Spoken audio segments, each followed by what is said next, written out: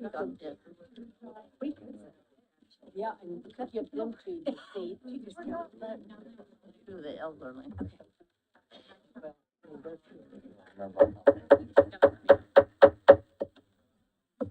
Welcome, everybody. This is the Delaware County Commissioners meeting. It's Monday, November 20th. Time is 9:05. Let's open the meeting with the Pledge of Allegiance.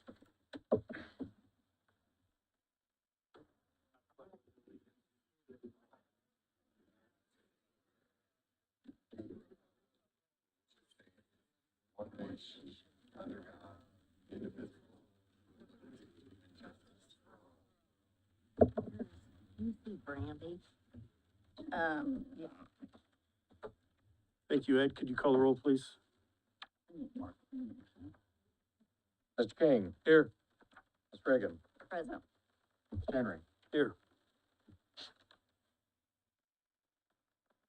Thank you. First on the agenda is appointments. We have an appointment to the Public Defenders. Yes, Dan Dan Gibson. Gibson, he's been highly recommended to fill that position. I'll make a motion to approve Dan Gibson. Second. I have a motion to approve Dan Gibson and a second. Roll call, please. Mr. King. Yes. Ms. Reagan. Yes. Mr. Henry. Yes. Is that a 4-year term or 1 year? Forget. We'll check it Okay. later. Thank you. Next is the Airport Authority. We have a name of Steve Slavin. Motion to approve.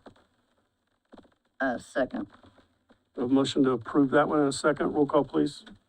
Mr. King. Yes. Ms. Reagan. Yes. Mr. Henry. I'd like to say Yes. that, he fills, Dr. Alexander, who Alexander, passed away, who was very instrumental on that committee for quite a few years. He did a great and job, too. Will be missed. He will be. Steve will do a nice job. All right, next appointment, we have the Animal Control Board, Nikki Kirby. She comes with a background of loving and helping animals, and I move that we appoint Nikki Kirby. Ours doesn't have to be a veterinarian, right? No, she just fills So to the make sure. one, and again, she replaces Mr. Turner, who has done a wonderful job for 9 years serving us. He has. Jim Turner. I'll second it. He will be missed. We have a motion for the Animal Control Board and a second. Roll call, please. Mr. King. Yes. Ms. Reagan. Yes. Mr. Henry. Yes. Next, we have the approval of the minutes, the Commissioners' meeting, November 6, 2023. So move. Second. We have a motion to approve the minutes and a second. Roll call, please. Mr. King. Yes. Mr. Reagan. Yes. Mr. Henry. Yes. Contracts and agreements for approval, renewal of Thomas Reuter contract. Emily? Good morning, Commissioners. Emily Anderson, Court Administrator. It's Thompson Reuter's contract. This is one of the law books that the judges have. We renew every 2 or 3 years, but I've actually got this on a 5-year renewal, which saved us a little bit more money. I've already budgeted this in next year's budget. So I just need signatures, and I've got this marked for you so you don't have to guess where to sign. Okay. What's your pleasure? Motion to approve. Second. We have a motion to approve that contract and a second. Roll call, please. Mr. King. Here, you Yes. can just give it to Ms. me. Reagan. Just one, just, That initial somewhere. That's fine. okay, thank you. Thank you. Ms. Reagan. Yes. Mr. Henry. Yes.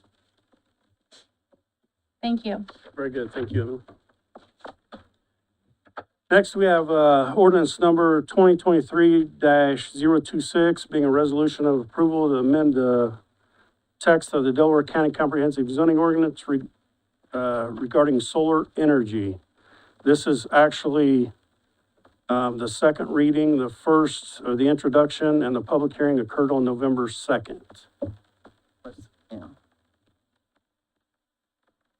One of the issues I have with the solar ordinance is the acreage. I've talked to a lot of people about the acreage requirement. What I would like to do, Denise, I'd like to put in the minutes that, if we reach 6,800 acres, which would be 4%, that the commissioners would then, at that time, send it back to the planning commission for a hearing and an amendment of that part of that ordinance. Okay. Danielle, And with that being placed in there, it doesn't have to go back to the planning commission? Not today, so if you do adjust in the minutes and then you adopt that ordinance today, it stands as adopted and as presented. And then you start that process back over when you decide to review it. And at any time, the plan commission or you guys can move to change that ordinance, bring it back Can you up. speak up a little bit, Myra? Sorry. Do you want me to say that all again? Yes, please. All right, so if you just put that in the minutes today, then it is adopted as it was presented to you. At any time, you or the plan commission can decide to bring that ordinance back up to review it for changes, but today it would be adopted as presented. With that stated in there that it will not go over 7,000 acres, not unless it is presented back to the commissioners. So the ordinance won't say that unless you send it back to the plan commission, but your minutes will say the 6,800 acres, and then as soon as you're notified of that 6,800 acres, then you can bring it back up to send it back to the plan commission. Cause I really don't, honestly, I really don't wanna see it over 4%. 5%. I hate to interrupt, nobody can hear anything. There's a severe echo coming, we got people with their phones playing, we can't hear anything back here. Nobody knows anything that's even been said yet. Can everybody hear me now? Yes, that's correct. Okay, we'll do it this way. James, the problem is the echo back there. That's fine. Okay. Believe me, I got a loud enough voice, I can do it. So let's start over. What I asked was that if we get to 6,800 acres, which would be over 4%, then the commissioners review it to send it back to the planning commission. Did everybody hear me? Did everybody understand the question that I asked Danielle? Did she respond back? What I asked Danielle, if we pass the resolution today, can they go over the 6,800 acres as of today? If we pass that and it is in the minutes, because one of the things that I'm afraid that will happen is if we send it back to the planning commission, everybody's gonna be calling everybody else. Wait a minute. No one can hear you out in the hallway. Not one person. There's like 60 people. On Facebook? So, and Mark said that. Do anything. It's on Facebook, and Nothing that's being said by you guys is being heard. and then on, We can't even hear you in the room. And it's not, they turn off their stuff. I Is that up? Yeah. I'm trying to, yeah, and I'm trying to be as loud as I can in here for everybody. One of my, Come in? I don't think we can because the, uh, one of my things is if we pass and we adopt this ordinance today, I do not want to go over 4%, is where I'm at today. Everything else in that ordinance, I am fine with, and I've talked to a lot of people the past week and on the phone. Everything else, I'm fine with. It was just the acreage. Now, if we can adopt this thing today and not go over the 6,800 acres without it coming back to the commissioners, I would be fine with it. But I am stuck like at 4%. I don't want to see it go over 4%. There's where I'm at right now. The setbacks, I'm fine with. Everything else that I've read in here, and believe me, people, I've read everything, went through it. I'm good with everything in ordinance except for the acreage. But I also don't want to see it go back to the planning commission and be picked apart and we start this all over again. But I do not want to go over 6,800 acres. So that's my thing. A solar company cannot come in and go over the 6,800 acres, not unless they come to us. so do we know right now how many have signed up, what the total acreage is. Here's one of my things. And I was able to get a signed contract. I will not say who gave me the signed contract, but this stuff started in 2020. I knew nothing about it until like July of 2021, when they were filling out stuff for their, tax abatements. So, and believe me, I've got the tax abatement forms for one of them, and some people saying there's like 2 farmers and stuff, but I have like 8 people or more that's listed on the tax abatement on the ground, so there was more than that. But I've went through this thing and over it and over it, and my only thing is the acreage. And I just wanna make sure that if we pass it and adopt it today, we can actually go back at a later point in time and put the 4% in. But I actually, today, don't wanna see it go over the 4%, the 6,800 acres. So with it being in the minutes, I'm asking you, can one of them come in and say, well, it's in your ordinance that we can go, so we're going here?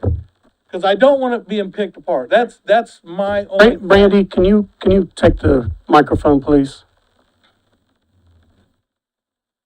Because I know the phone calls and the emails that I've had and all this stuff, and I don't wanna keep carrying this on, Yeah. but I also So- wanna make it good. So I feel like if a company would come in and make application, we would be notified by the planning commission that this potentially could go over that acreage, correct? Correct. Now, to James's point of making it 4% right now, I can let Cynthia explain that a little bit better, but I think it would need to, if that's a change that you guys want to make, if it goes back to the plan commission and they accept that change, then we're good on everything else. But I would like Cynthia to come Thank up and you. address that and maybe explain it Absolutely. better, okay? Thank you. Good morning, Commissioners. My name is Cynthia Bowen. I'm with Rundell, Ernstberger and Associates, and I was hired to help the Plan Commission put this ordinance together. So what they have done is they base that acreage, initially, when they put the acreage in, they based it off the number of farmland acreage, 4%, and they increased it to 4%. So unless you change that to 6,800 acres and put that cap on there, it will, the percentage could increase if the number of farm acres increase. So in order to keep that from happening, you need to use the number of 6,800 as the cap. Because we put the 4% in here, that number can change. So you would need to change it to the 6,800 if that's what you want to cap it at. What happened to the 3,500 that the committee suggested? So, With this, hang on, sir. Okay, hold on, Leonard, and so the Plan Commission changed that number at their meeting 3,500? and increased it. Well, the committee recommended the 3,500. No, yes, you're right. Yes, Correct. they Committee did. recommended 3,500. Correct, they did. Yeah, and so they've studied it, and we appreciate all the work that they did to fill people in. There were 3 people for, 3 people against, and 3 neutral people. And I forget what the vote was to send it. But, I have it. If you give me a moment. I don't know.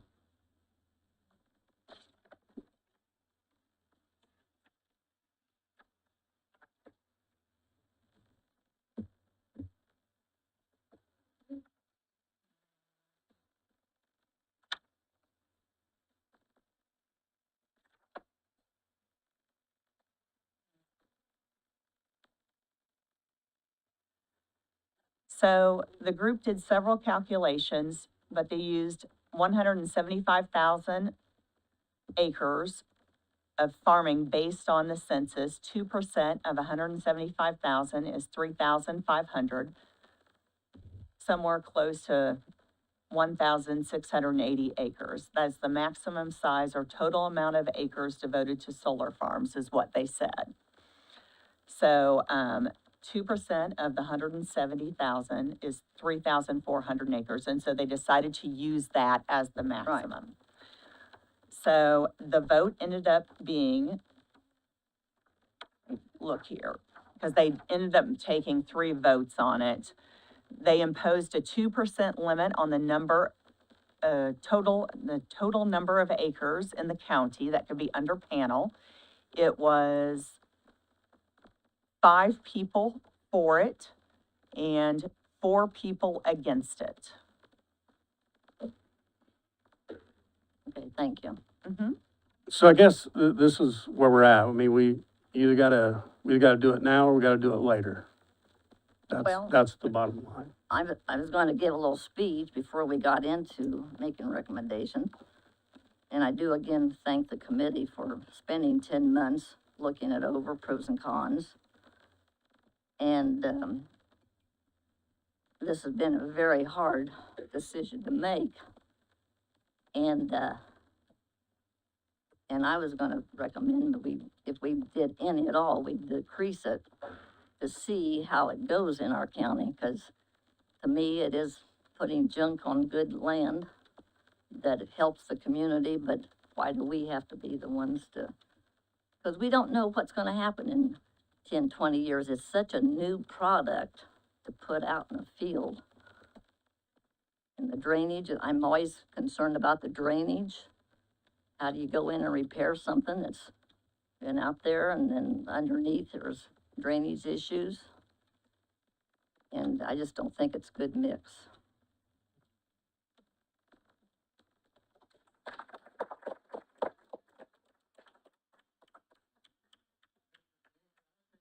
About how they came up with the 2%, that was not an arbitrary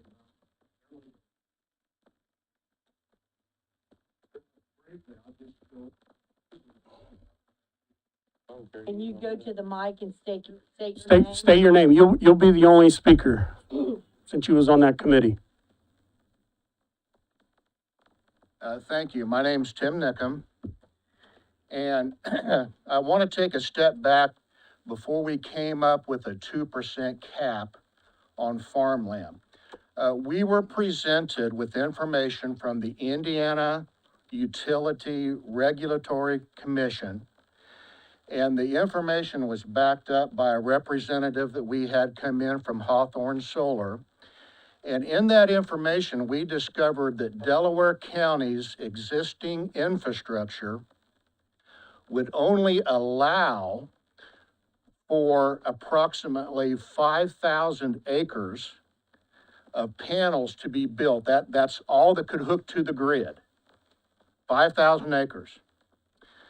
So in an attempt to not just throw the county wide open to every acre that was available, that's where we compromised on the 2% number, which was 3,400 acres. So it was a very much of a discussed number. It would allow these facilities to come in, but it wouldn't just throw the county open to everything. And what I'm afraid is going to happen is if we go anything over these 5,000 acres, we will not only see applications for ground covered in solar panels, we will start having these companies come to us insisting that they must build battery storage parks. That's the next big battle that nobody wants to talk about. It's going to hit us like a ton of bricks. They're going to say, we can't make any money on these solar projects because we can't capture the energy when it's made. I already know people who have signed up their land to lease for batteries, and it's coming. And so anything that is over that amount is going to be wide open for the next big battle.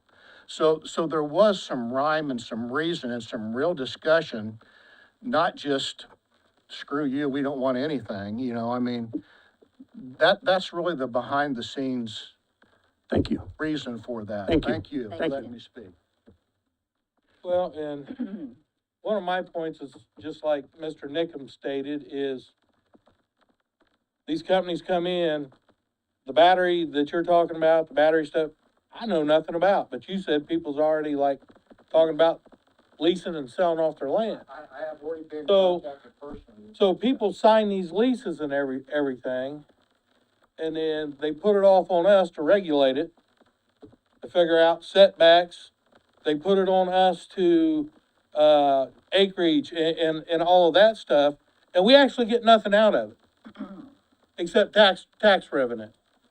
Which I hate to say, it, tax revenue in this county is good, because we don't have enough really revenue to come in to pay like a lot of our employees, like our sheriff's deputies are underpaid, our highway guys are underpaid, even the people that work in here, everybody's underpaid. So tax dollars actually would be good here. And the money off of like the solar would actually be good here. But one of the things that I would look at, and I've told everybody, is if it's in the Gaston area, take those tax revenue dollars and put it in the Gaston area and help the folks in Gaston. Help them with the water projects, help them with the wastewater projects, because I know they want to run the wastewater from the school all the way down, but they don't have the money to do it.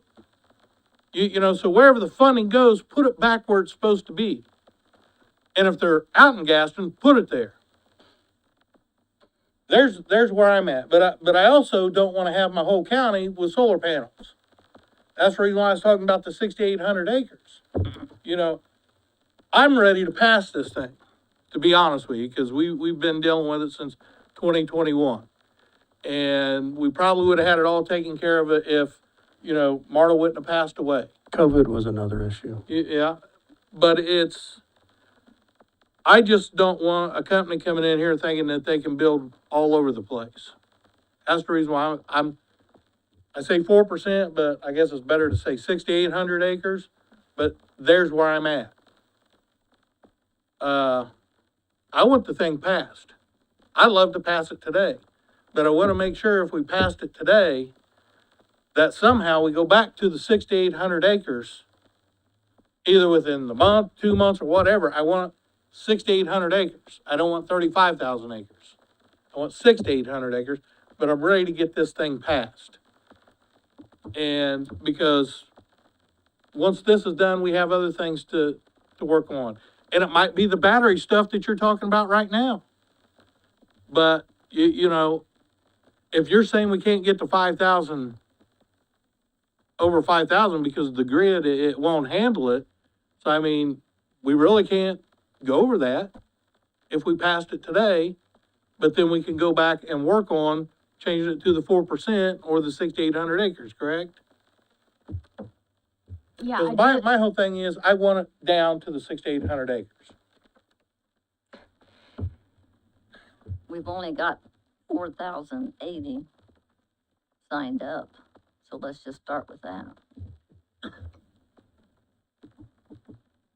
So, you're my attorney. You have a decision to make. If you pass it today, you're passing it at It is. your 20% as is. As you let me speak, can I say No, something? no, thank Yeah, you, this thank you. is-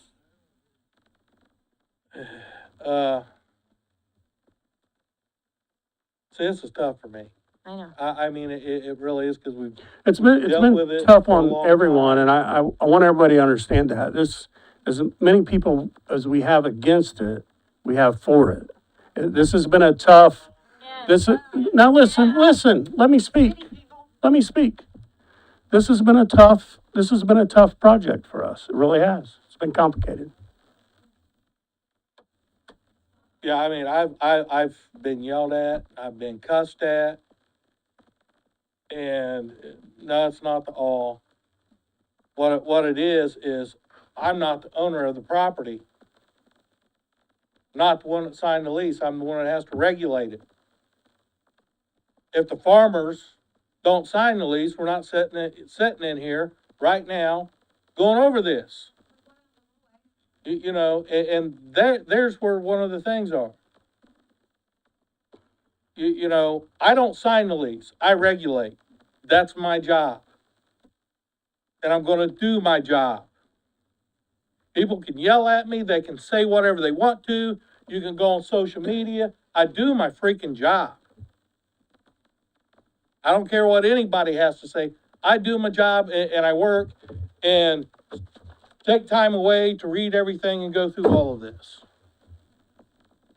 I'm ready to have this passed because I've seen the meetings that they've held with the planning commission. And honestly, I don't even think they should go through what they went through because they're in the same position I am. I'm not getting money. I'm not getting paid $1,000 to $1,400 per acre to have the panels put on there. That's only thing I receive is tax revenue to give these workers that we have in here more money and be able to provide the services that the county deserves. That's my job. Even new tax revenue, it's just simply offset. So what's, sir, Actually, it'll be more tax revenue, so. that's enough. What do you wanna do? I'd like to say two things. No. Just wait, sir.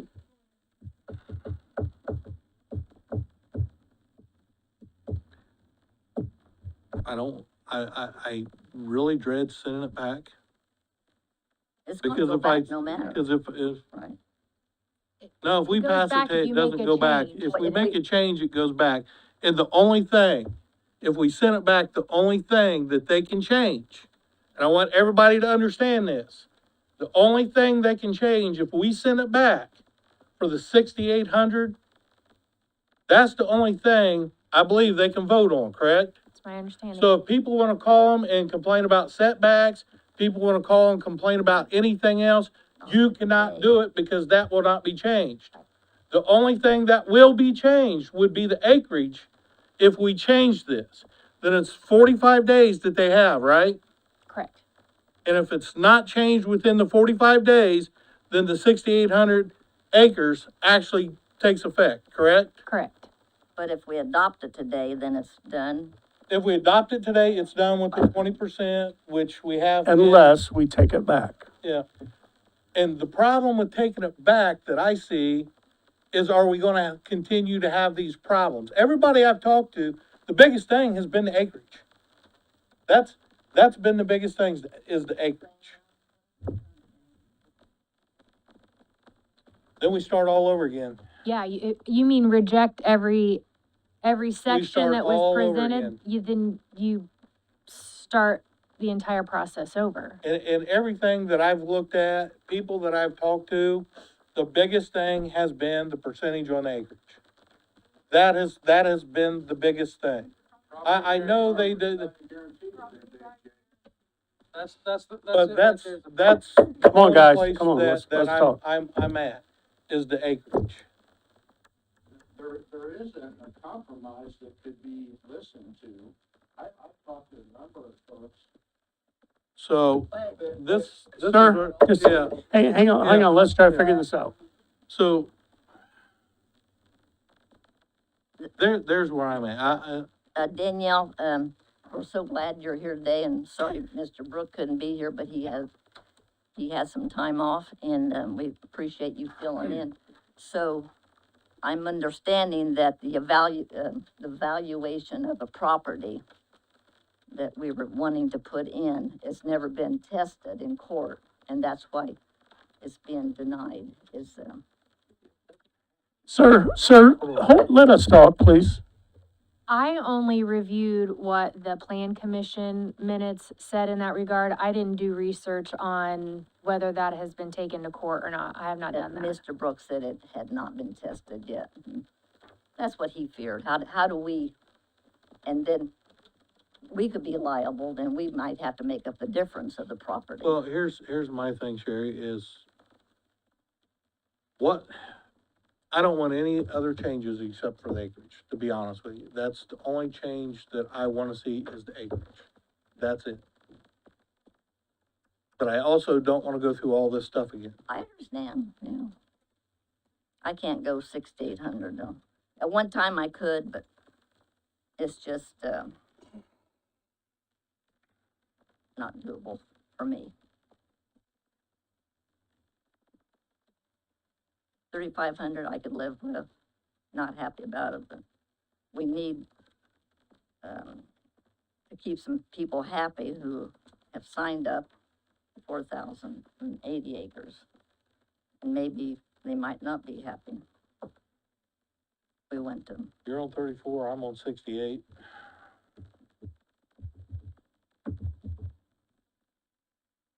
And we can only do 5,000.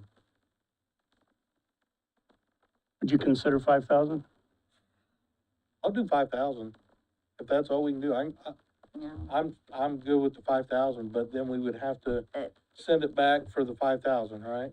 Correct. Or I can put it in the minutes. Once we reach that, we go back. And if the 5,000 is put in the minutes, we do it now. Can they go over the 5,000 without coming to us? Well, I think they'd have to, To After, the planning commission, so you'd be notified, and then that would trigger if you wanted to make an amendment, you could do it at that time. or we But could, if you pass or we it, could do it with this in the minutes today, but then go back and change the acreage. when we get to that. I don't wanna go over 5,000 acres. I'll go with 5,000 acres. I do not wanna go over 5,000 I've acres. got a question that's kind of financially related, but potentially leads into a legal issue. And I don't know the answer to it. She's probably more apt to be able to answer that question. I wasn't aware of all these changes, the acreage and all this stuff. So that's the reason the question comes up now, or I would have asked you sooner. My question is, or concern is that if it's adopted today and in the minutes to go back and change the acreage, if for some reason a company comes in and files a petition or an application to do something greater than the 6,800, are we obligated at that point? Or are we in the middle of a lawsuit because we can't stop because our current ordinance allows for that? Or can we stop them just because it's in the minutes? I don't know the answer We, to that we question. may be obligated at that point, once they apply. no, that's That what, could be a potential problem. so if you pass the ordinance today, the legal answer is there is nothing stopping them from coming in and doing that. Because your ordinance as it would stand is there. Now, you have in your minutes that if you want to unilaterally at any time come in and change it, you can bring it back before the commission, you guys, and start that process to change it. But as it stands today, it would be 20%, and a company could come in, make that application, and start that process. Would you agree with that, Ms. Bowen? Okay, so there's two things here. You have a moratorium in place, as I understand, till the Correct. 31st. Mhm. So, you're protected until the 31st unless you extend that in order to get this ordinance passed. They have, in the ordinance, it's listed specifically 35,000 acres.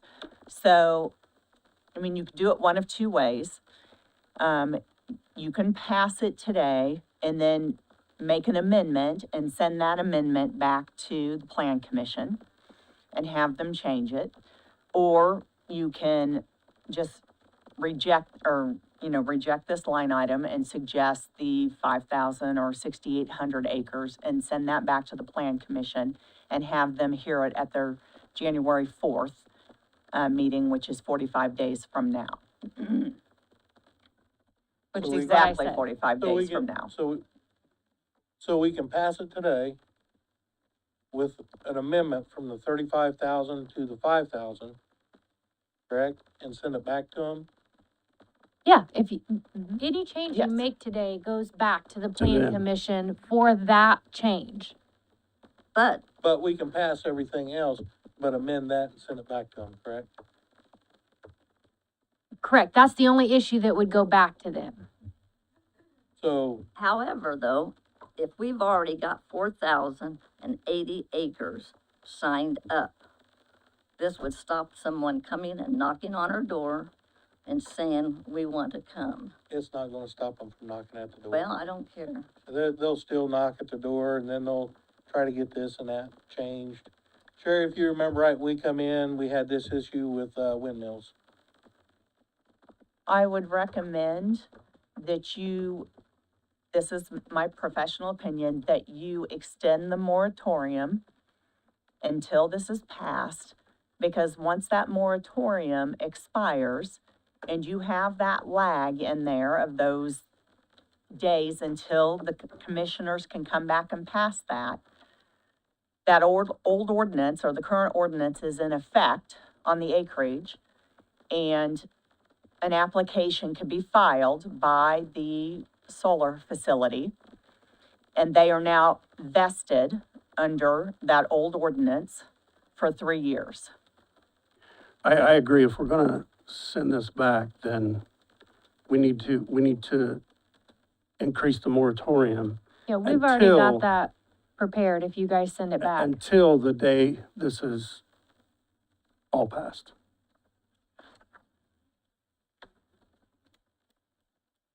And I don't wanna wait 45 days if we send it back. How soon can the planning commission have a meeting to go over? Cause I don't wanna wait 45 days. So our next, we don't typically have a meeting in December, so we don't have a regular, Could have a special meeting. we could have a special meeting. I could talk with Mr. Wisely about setting up a special meeting. You know, we have to have legal notice and things like that in place, so it's at least 2 weeks.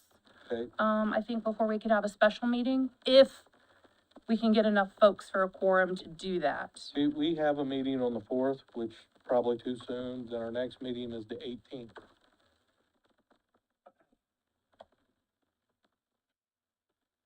December 18th is you? Yep. Okay. I can check with Mr. Wisely today. You know, this week is a holiday week, unfortunately, so we lose a little bit of time. But I will do my best to see what I can get set up with the rest of the members, and try and get a special meeting going.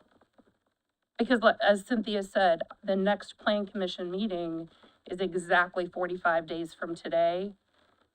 And that's if we have quorum that day. Things can always happen, so. Something happens, we could extend the moratorium. And as Cynthia stated, it would be best if you extended that moratorium until this is passed. And But also, remember, if something happens, they can't get a quorum. After 45 days, it passes anyway, correct? Correct, Right. if they don't take action on it. right, so. Okay.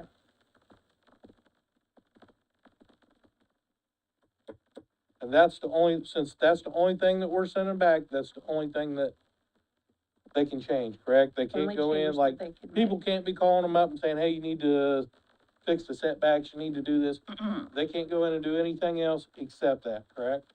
If this is I their will not- amendment, If that's our I do amendment. not have my legal book in front of me to double check. I don't have my law book in front of me to double check to make Yeah, sure. cause I don't want all those people to start getting all the phone calls and all that, cause I mean, we've had quite a bit of them. Let me just double check. I can Can't- look it up. Danielle, can't we just approve the amendment as presented by the planning commission with the exception of, section 8, number B, land use limitations? Can we I- do it that way? I think so, and I double checked with John this morning because I assume that might be something that came up, and that's his understanding as well. If that's the understanding, I will make the motion that we do that with the change to 5,000 instead of 35,000. Second. So we have a motion and a second. Do you guys have all that? No, I don't. James made the motion, Sherry seconded to accept all the amendments to this, regarding the zoning ordinance for solar energy, with the exception of section 8, B, which is land use limitations. And the maximum number of acres devoted to all solar farms under panel is limited to 5,000 acres.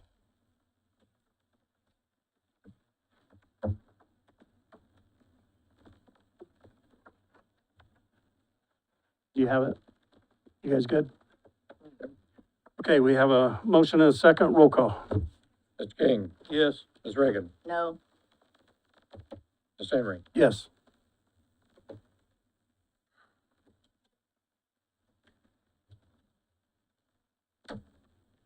Okay, So if you could get with Mr. Wisely, let us know. Thank you. All right, next we'll go to, resolutions, resolution number 2023-026, allowing public defenders to have key fobs to access courtrooms. Danielle? So this is an issue that the Public Defender Board and staff has had for quite some time. There were several discussions over the weekend on Friday. It's my understanding that I think we may have made some headway by getting it on the agenda. So at this time, I'd ask that we table this till the next meeting. I think, Emily is going to work with Kelly, and Emily's talked to some of the judges, and we may have a resolution in the next week or two to this matter. So if we could just table this and give us a little bit of time, we can hopefully get it done for you guys. I'll make a motion to table it. Change, second, 021. 021. Oh, I thought you sent me that text message. I thought you said 26. yeah, Thank you. 6, She had two. So it is You're right, 6? you're right. Okay. yeah. Okay, so we have a motion to table. Sherry, you seconded, correct? Roll call, please. Mr. King, Yes. Ms. Reagan, Yes, Ms. Henry. Yes. Next is department heads or elected officials.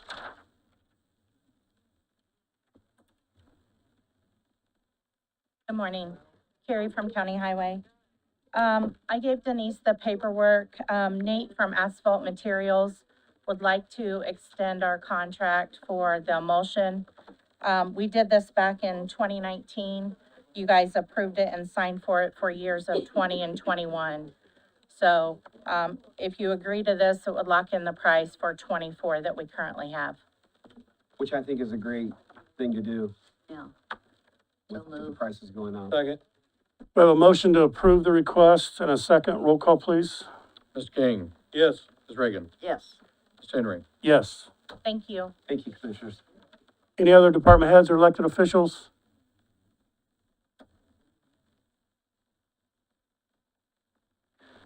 Okay, you guys, all received your monthly reports or weights and measures monthly report.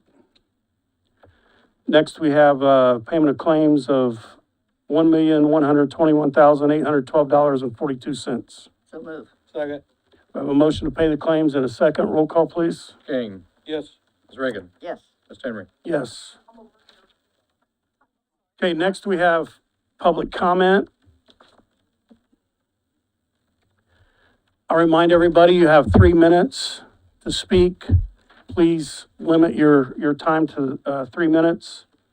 Danielle, are you keeping time or you? Danielle, will you keep time? Got it. You have the list. Yes. The people in the hall that's having their discussion, if they could move down. The first name is Robert Cogster. Okay.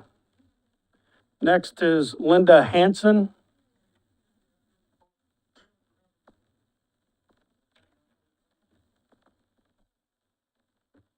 Good morning, Linda Hanson. I'm spokesperson for the League of Women Voters. And at this point, having passed this as it stands, with that one exception, we just want to thank you for all of your work and the considerations of all of the comments that you've had. Thank you. Next is Robert Schroyer.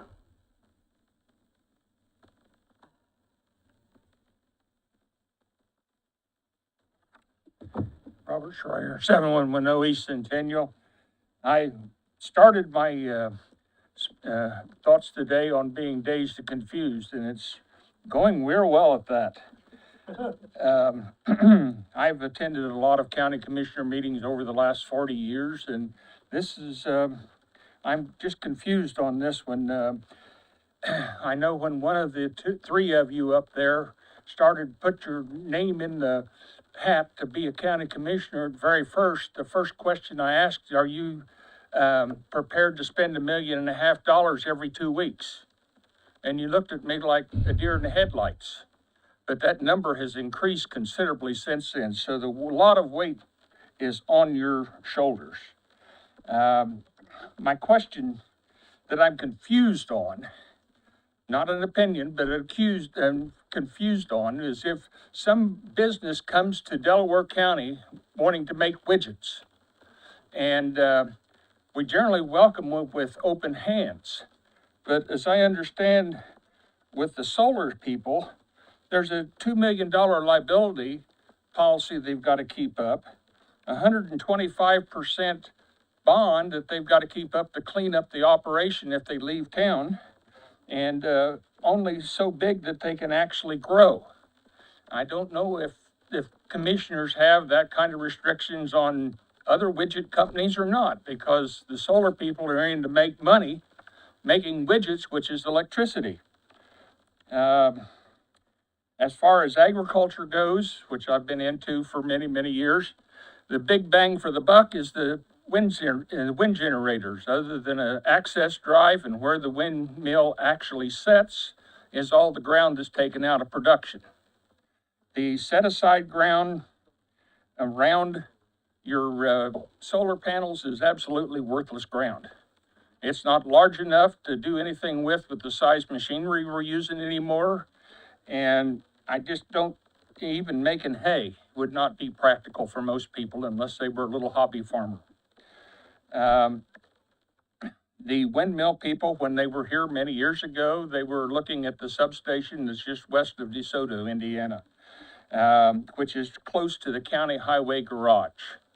I made a speech before you turned them down, was the fact that the farm that you own has enough room in it to put 2 windmills up, which would mean direct payment to the county every month. But instead, we got a shooting range there, and there was no notification to any of the adjoining property owners that the shooting range was going to go in. I just wonder what the expenses are now for the shooting range to maintain it and the ammunition that's shot every Your day. time's up, sir. Thank you. Thank you. John Taylor? John Taylor? Thank you.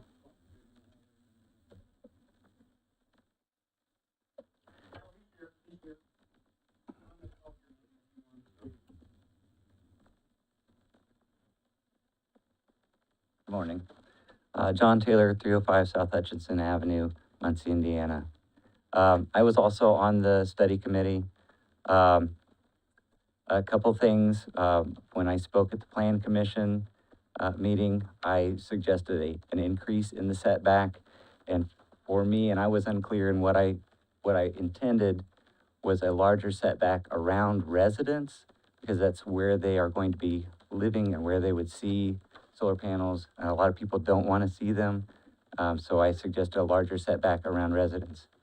So I know that the vote's already gone through, and that's not something that's probably going to be changed, but that was my intention, was just a larger setback around the residents. The property lines don't have feelings, people do. So that's where I was coming from on that. Thank you. Thank you. Thanks for your service to that committee. Eric Bear or Barr? Fair. I'm a resident of Delaware County, have been for over 40 years. As well as being a resident in the rural Gaston area, I have 2 small businesses in Gaston. And one thing I would encourage you guys to consider is the dwindle down effect of what removing some of that farm ground will do to people such as myself. My fabrication business relies heavily on agricultural. So does the co-op, obviously, in Gaston. As you remove that farm ground, that dwindles down.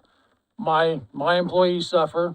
That removes 5 patrons to the Gaston establishments for lunch every day. The co-op will also be affected. That removes all their patrons, their employees from also patronizing the gas station there in Gaston, as well as the amount of fuel that they buy, as well as the fuel that the farmers will no longer be buying in Gaston. It's not just a matter of an eyesore, which I feel that is an eyesore. When I sit in my living room and I watch the sunset, that's no longer gonna happen if these solar panels are put in. I'm going to sit and look at a black wall of panels and fence. A lot of, pro people come up and I've yet to hear one that this stuff is gonna be in their backyard. I've yet to hear that in the meetings that I've attended.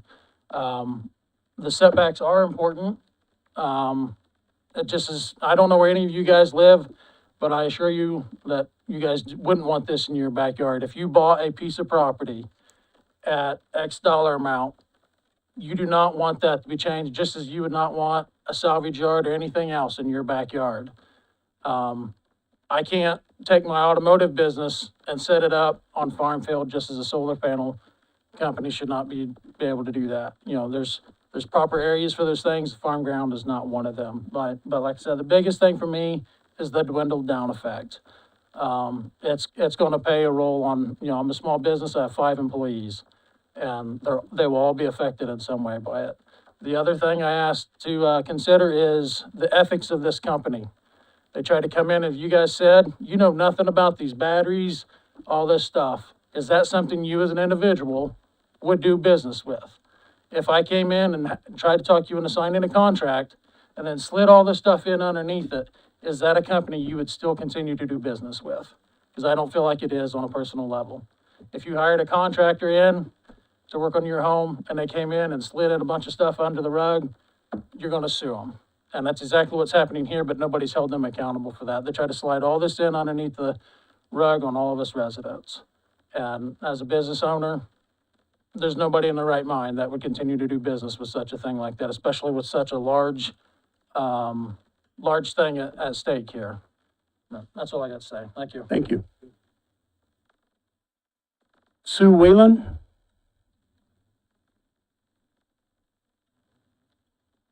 Sue Whelan?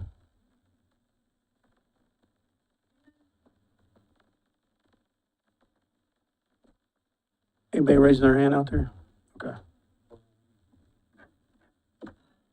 Kelly Watson? Kelly Watson? Sue Arrington?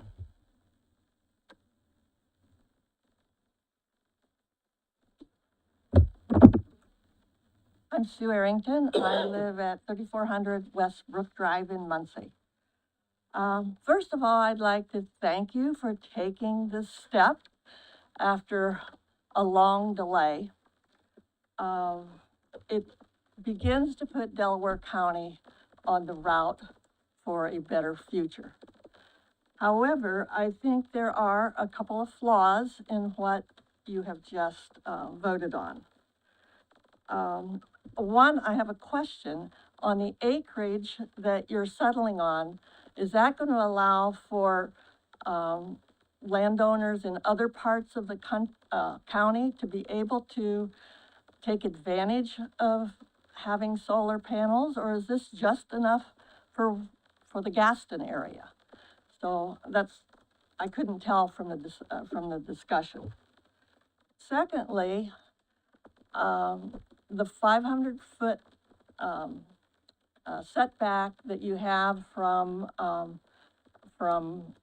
neighboring residences, I think is a problem.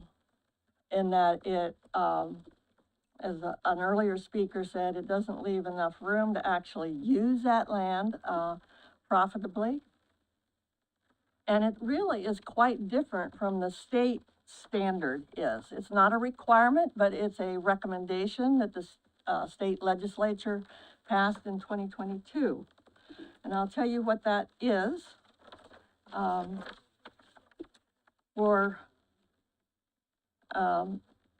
For the property line, the standards that are not more restrictive, directly or indirectly, than the default standards outlined in IC 8-14210. And that is that the property line for any non-participating property is at least 50 feet. We've got 100 feet. And it's also saying that they measure the solar panel distance from the panel, the closest panel to the residence, to the nearest point on the outer wall of the dwelling located on a non-participating property is at least 250 feet. So they're not measuring from property line to property line, it's from facility to dwelling. Now, I bring this up because the state in this past, the legislature in this past session, passed another bill to incentivize counties to become solar-ready counties. And they've set it up, it's already taken effect. It's in the Indiana Office of Energy Development Commercial Solar. 3 minutes. And I think it would be good to take a look at that to see how far off we are from being able to take advantage you. of state incentives. Thank you. Thank you. Jeff Stevens? Jeff Stevens?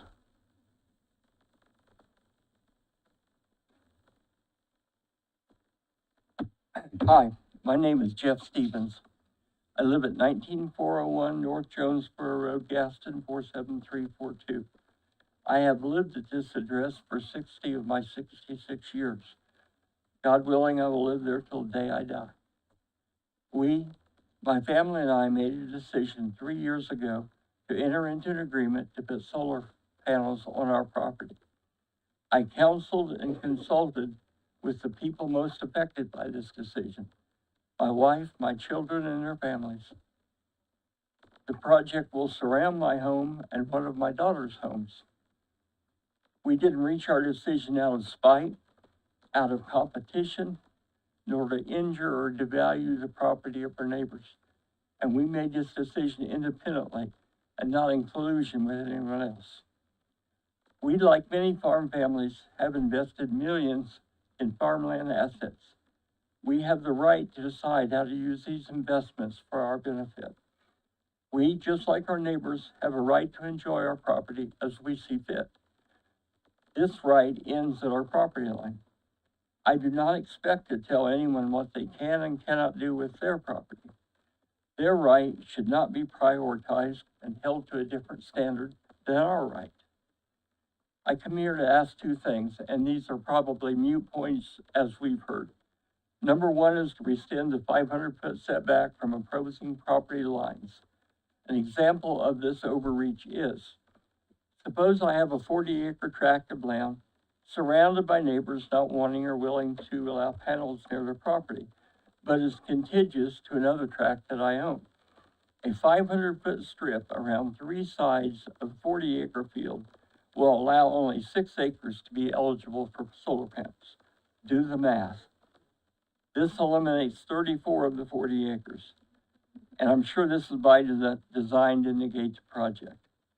At worst, companies will be unwilling to invest in Delaware County and drive them across county lines. I certainly agree there should be setbacks from neighbors' homes as Marta proposed. A setback from their property line could be a mile or more away from their homes. A second point I ask of you is to make a decision and move on. This can has been kicked down the road long enough. Lance? Thank you. Cheryl Swingley?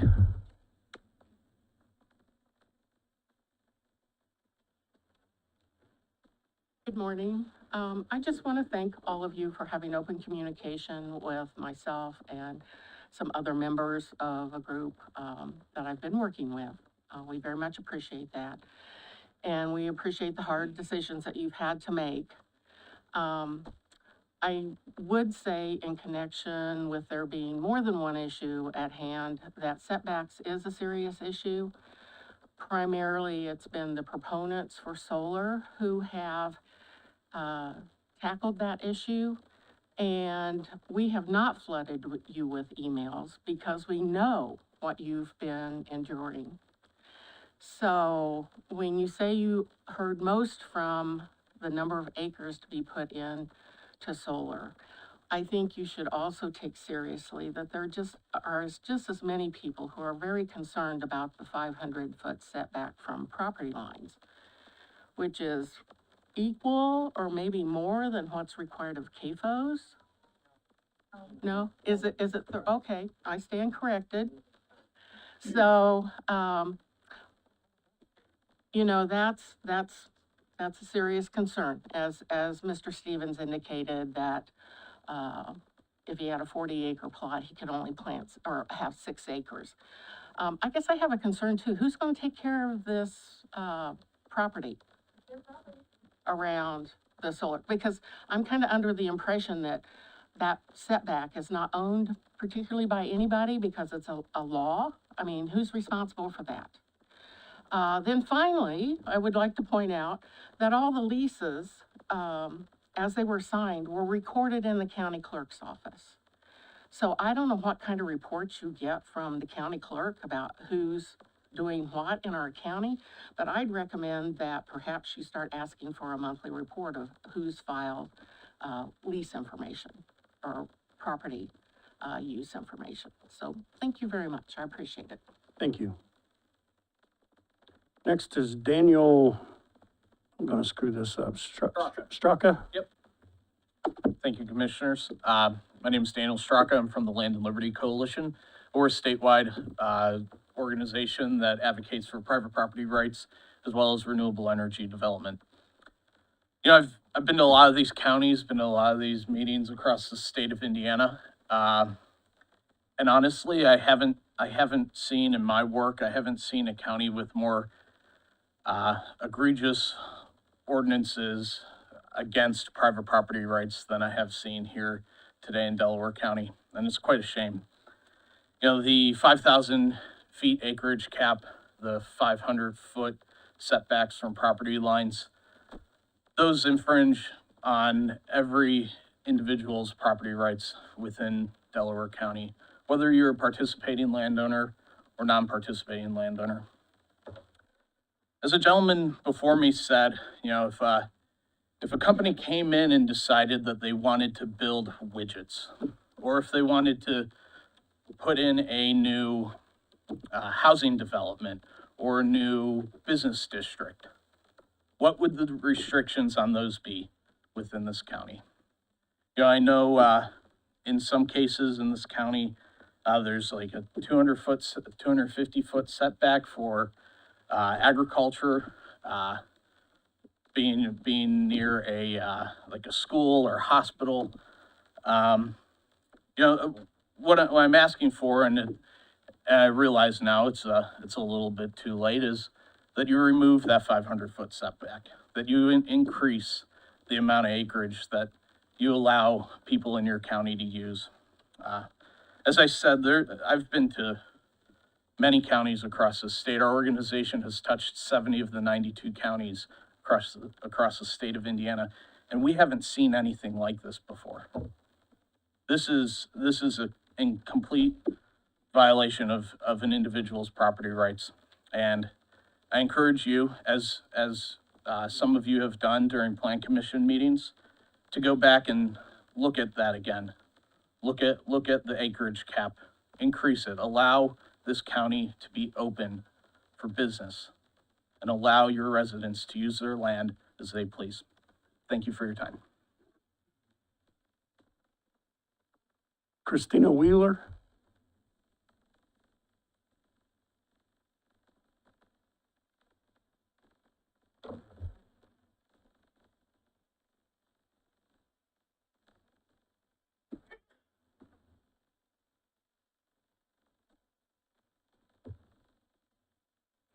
Hello, everyone. Can you hear me all right?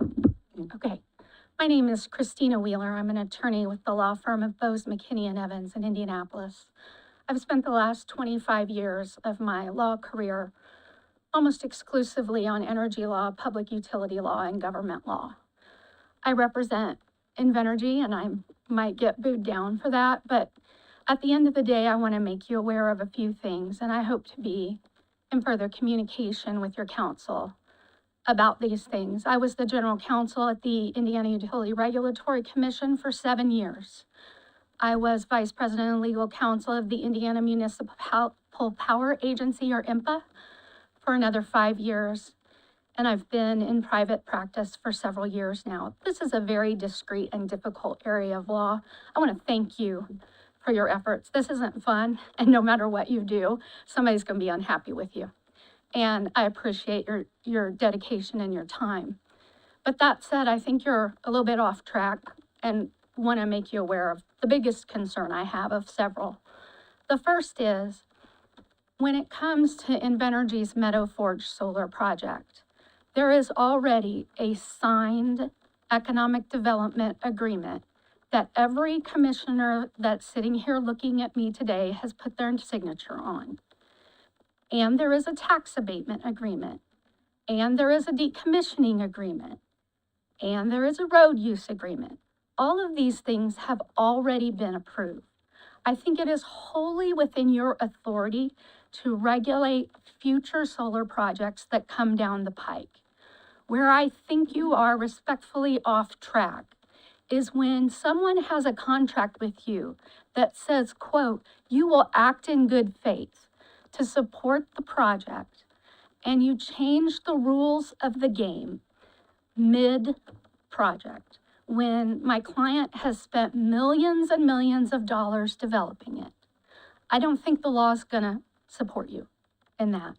I urge you, when this comes back to you, to consider putting language in the ordinance that clarifies that this applies to projects that have not been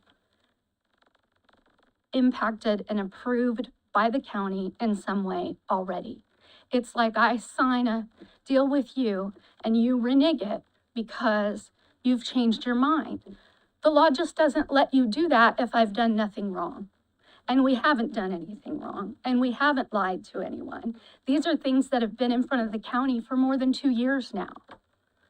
And I understand people are super, super emotional about private land rights. The other thing I want to note to you is, we aren't talking about CAFOs. Time's up. We're talking about Thank you. public utilities. Thank you, ma'am. Thank you. Ryan Richards.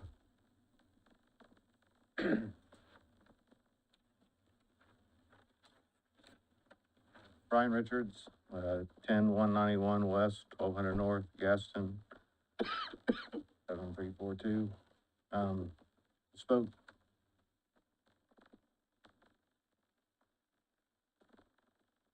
a few different times. Got something here that was sent to me about, I was told a lot of times that it doesn't affect your food supply.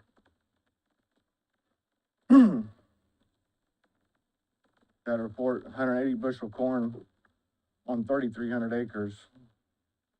You have a potential loss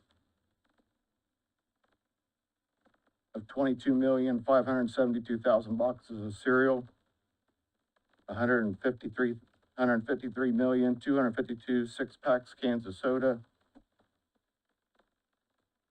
19,602 pounds of sweetener, 1,663,200 gallons of ethanol, 10,395 pounds of dried distiller grains.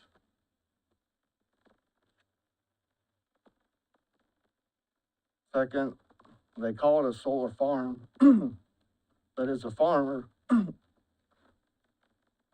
it's not really, they're really not a farm. We take our grain to an elevator, which takes it to somewhere else, that takes it somewhere else for just to be wherever the end user is. They are farming, and they are going ahead and they are taking that electricity and putting it straight on the grid. There is no, so in my mind, they are a corporation. They are a business, which is not zoned for business out there. So that means that I should be able to go out and lease 3,600, 4,000 acres, and I could build a cereal plant right in the middle of it, farm the ground around it, take that grain and put it into my cereal, and I could send that out. Then you can't say that I'm a business. It just don't make any sense. Just because they can call it a solar farm, they are not farming. It is a business. Said, my son's 10th generation. farming. And our family, and I just want him to be able to, his grandkids, to be able to farm. And you allow, it's like he said, you're gonna allow solar panels next, and the next thing's gonna be battery things, then the next thing's gonna be something else. I can get 100% efficiency out of my ground.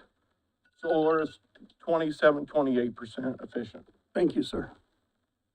Next is Harold King.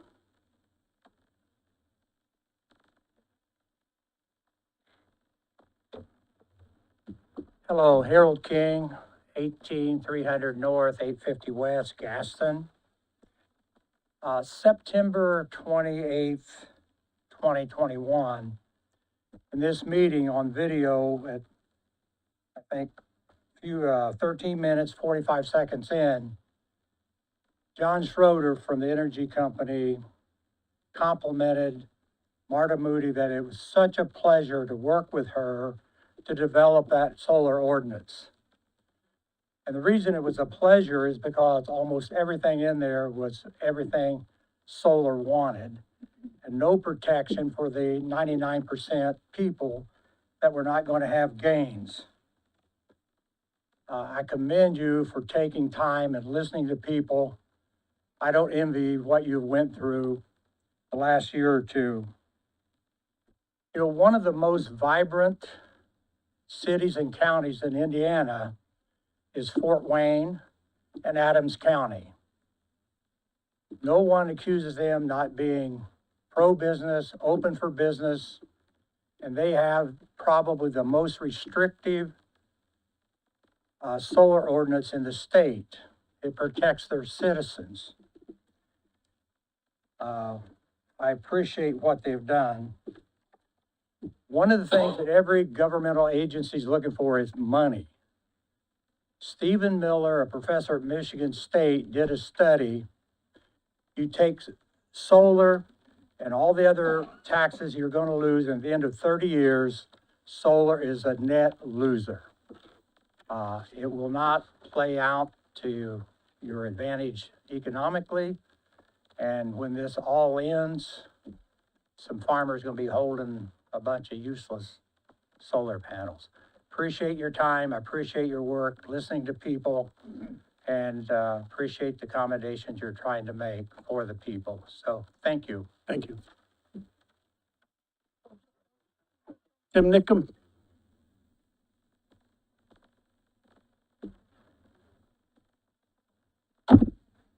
Hi again, Tim Nickum.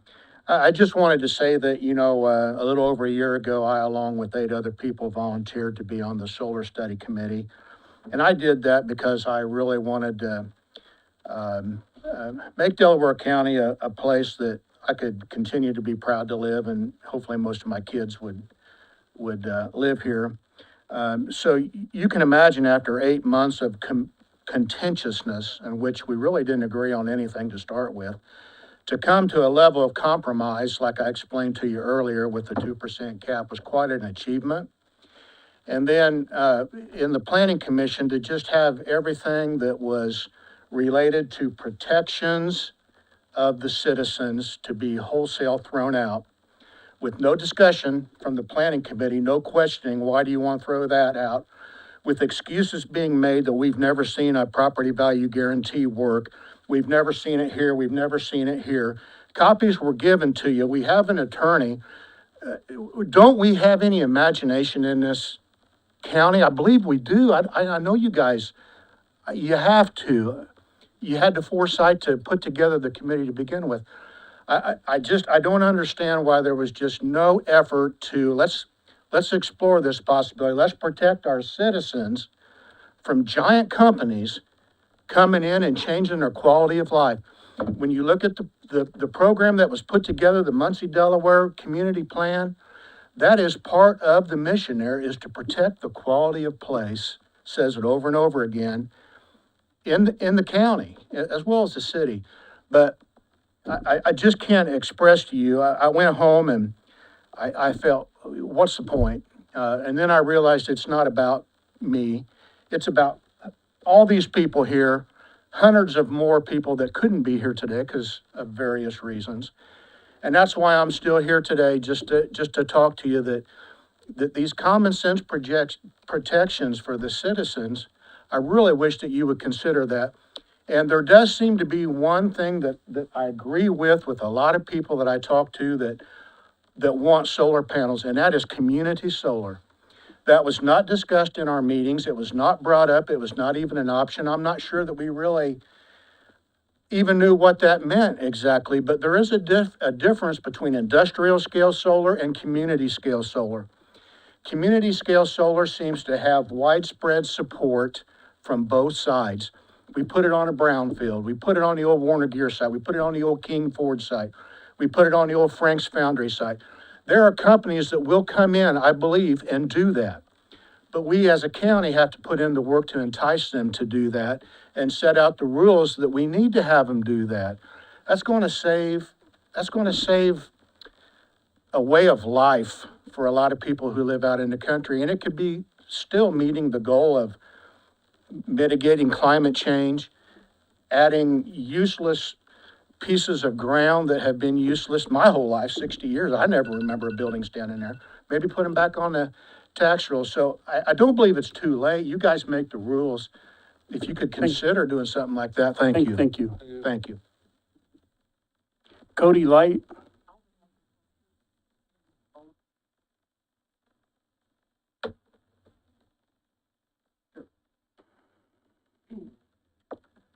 I'm Cody Light, and you guys really need to think about the solar ordinance. I know we've been, 2 years? Been a lot of negative stuff come out, and people want to talk about property rights, all right? I'm a beginning first-generation farmer. I have about 30 acres. Would you guys let me build a 5,000 head hog barn 50 feet from my property line? Would you, wherever Sue Arrington went, would you be okay with that? You are one of them that want to talk about property rights. Where is my right as a landowner? Property rights go in both directions to protect both parties, and that is in the planning guide. I don't remember what it's called exactly, but it's a planning guide that our planning commissions are supposed to look at to write zoning laws. Property rights are meant to protect both individuals, not give one property owner the right to negatively affect other property owners. The property value guarantee, Mr. King, sorry to call you out, that has been one of our big pushes also with the acreage cap, because for most people in this room that's going to be affected by that, their property is their home is their biggest asset. And I think the three commissioners would agree with that. For most people that don't own a business, that aren't a farmer, that aren't a corporate farmer signed up in this solar project, their property is their biggest asset.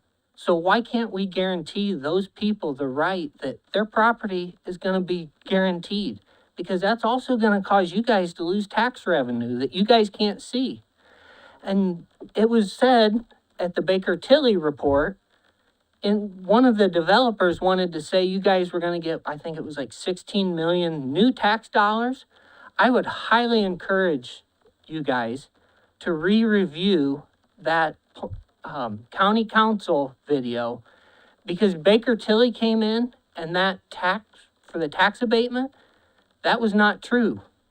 I would really encourage you guys to look that back over.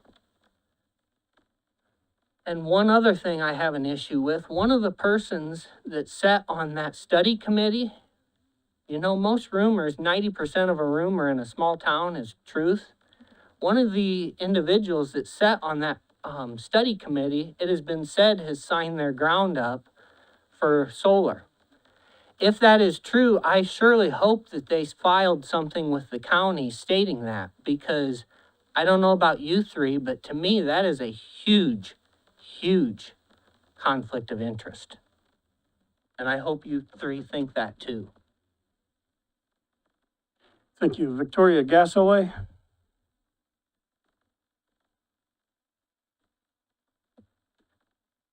State my address. Just your name. All right, Victoria Gasaway.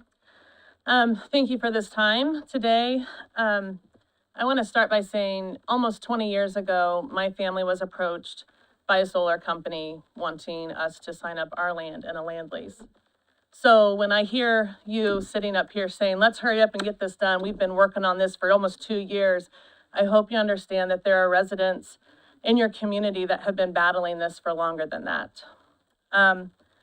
If we went back up, so the federal government, how did we end up here? Our federal government issued an executive order calling for vehicles to be zero emissions by year 2035, thus increasing the need for electricity and reducing the need for ethanol production. Farmers were then faced with a very difficult task, and I've heard you say, Mr. King, it would help if the farmers would quit signing the land up. I mean, that would, wouldn't it? But do you understand that those land leases, we cannot, as a farmer, you cannot compete. The average land lease in Delaware County is around $250, $230. How can you compete with a solar company that can come in here and offer you $1,000, $1,200, $2,000 an acre? It's a no-brainer, right? You sit there and you think about it and you're like, I don't have to do anything and sit back and sign on the line and I can get my $1,200. So here we are in Delaware County, and we have issued an abatement, and I understand that you are not our fiscal agent, but that's the driving force behind you accepting this into our county. However, when I asked 3 different county council members, will we be net negative or net positive at the end of this abatement? Nobody knows. And when we go back and we review the Baker-Tilly report, everybody seems to be misled by that information as well. An ERA within Delaware County on prime farm ground, even subprime farm ground in Delaware County, is better than a lot of land throughout the United States. So please keep that in mind as well. Per the DM Together plan, the land that is in question for the solar development falls into an area that is under high to highest demand for housing and strong to strongest demand for the housing market. Does this sound like an area that falls into an ERA, an area that needs to be revitalized? No, it doesn't.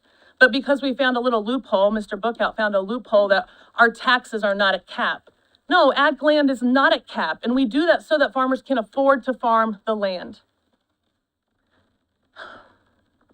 Sorry. There was an abatement application for the Meadow Forge. The question states, please describe in detail any environmental, real or potential impacts, discharges, nuisance, contaminants that this project or the production project will generate. Invenergy states, none in capital letters. The project will include meadow grasses, which will aid in drainage of nearby area, yet in a land lease produced by Invenergy for their Lone Oak Solar Project in neighboring Madison County, line item 7.4 states, in no event shall, That's it, ma'am. Thank you very much. go look at that land lease. Thank you. I will make a statement, as far as the council, it's a whole new council except for 2. I mean, everyone is on the council now. I spoke to us 2 Right. sitting and 1 former. Yeah. None of them knew. Net negative or net positive? Thank you. Thank you. Brittany Mock?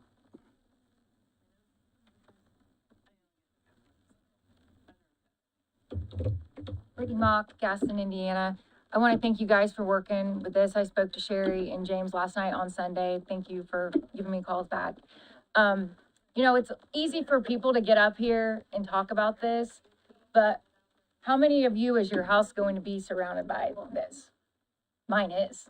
Where I raise my kids, where I would put thousands and thousands of dollars in this. And I'm not against solar. And for these people to get up here and say, you know, we need to move the setbacks back, which I'm the understanding we are not correct. Correct. Okay. So, with that though, I do think that we need to figure out something that we can do to protect the non-participating people, because like Cody said, it's for both people, both sides. And I don't know that probably you even know where I live, but I will not probably be moving the rest of my life. We've created a business there. We've updated our property, who we bought from one of the landowners who signed up his ground. And, you know, had I known that that was in our future, we probably wouldn't have done that. And I have spoke to 2 of the landowners that signed up, and they both told me if they could do it all over again, they wouldn't do it. So if that's the case, I mean, there has to be a way that we can do something to even help them get out of it, or make it to where they don't want to be here anymore, and give the opportunity to somewhere else in the county that, you know, that's not going to directly affect a bunch of people. Because at the end of the day, I don't want to live in a solar prison, as I call it, the rest of my life, because I don't have the opportunity just to move somewhere else and rebuild barns and businesses. I mean, there's no way we would ever come back from that and create the money that we have invested in our property now. And I spoke to both Sherry and James about this yesterday. If we're gonna open up the county for solar, then we need to be lifting the moratorium off for CAFOs too. Because if I drive through the country, I expect to see barns and smell livestock. I don't expect to see solar panels and metals covering our fields. So if it's property rights and that's what it's coming down to, then that needs to be lifted so we can build that and I can make money on my own property. Because to me, that's the same thing. And, you know, the setbacks for CAFOs and things like that are way stricter than what we're doing for solar. So if it's at the bottom line coming down to property rights and people can do what they want on their own land, then the moratorium for CAFOs needs to be looked at and lifted. Thank you. Thank you. All right, that's all we have signed up. I'll make a motion to recess. Second. We have a motion to recess and a second. Ed, will you call the roll? Mr. King, Yes. Ms. Reagan, Yes. Mr. Henry. Yes. We're in recess.